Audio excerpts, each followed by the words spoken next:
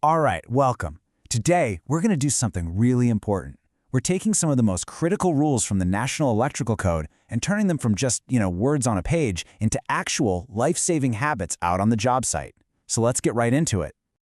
You walk up to any installation, right? You look at that panel. Is it safe?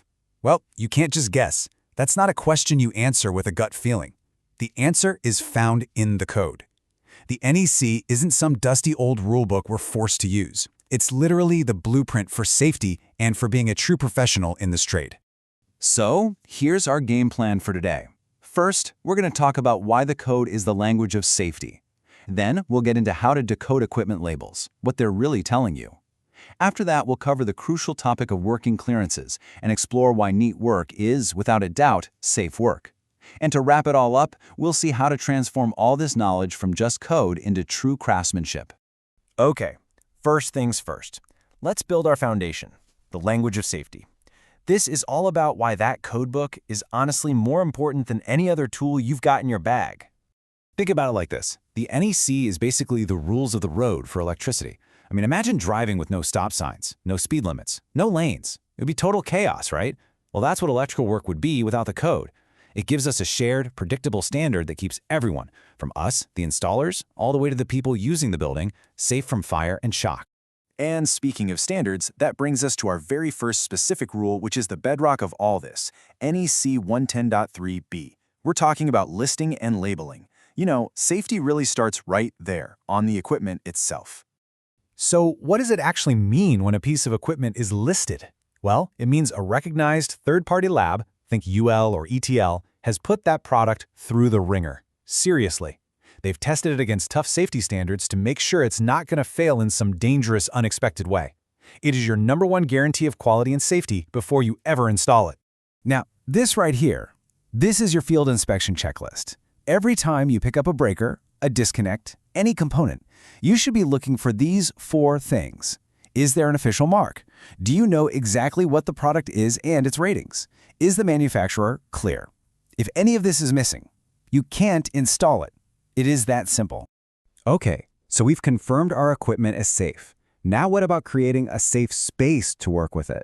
This brings us to a big one, NEC 110.26, and the absolutely non-negotiable rules for working clearances. And let's be crystal clear about this. This is not about having enough elbow room to be comfortable. Working clearance is the space you need to get away if something goes horribly wrong, like an arc flash or a shock. It's the space someone else needs to get in and pull you away to safety.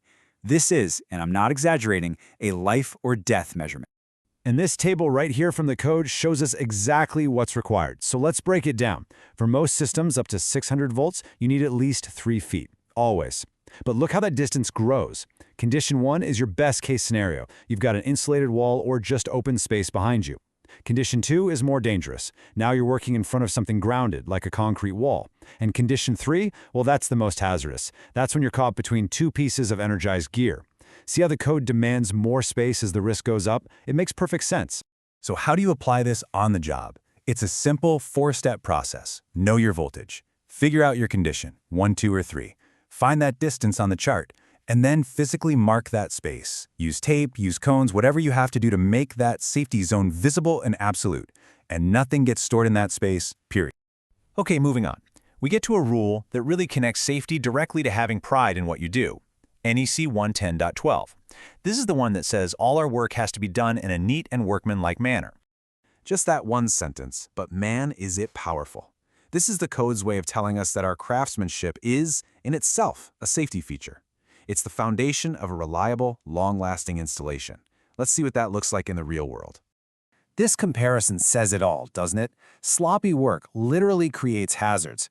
A single loose connection can create a hot spot that generates enough heat to melt insulation and start a fire. A wire with a small nick from a bad strip job can fail years down the road. Messy cables make it dangerous for the next person who has to work on that panel. Professional work, on the other hand, is clean, it's organized, it's secure, and above all, it's safe. So let's bring this all home. We've talked about the code, the equipment itself, the space around it, and the quality of the work. How do we pull all of this together and make it a daily mindset? Here it is, your simple, easy-to-remember takeaway, the 3 C's of safety. First, code. Always use properly listed equipment. Second, Clearance. Always protect your safe working space. And third, craftsmanship. Demand the absolute highest quality from yourself. These three things, code, clearance, and craftsmanship, are the pillars of a safe and successful career.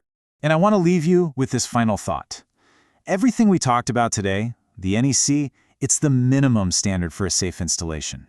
It's the starting line, not the finish line. So the real question is, how are you going to take these principles and go beyond just being compliant? What does going above and beyond for safety and professionalism look like on your next job?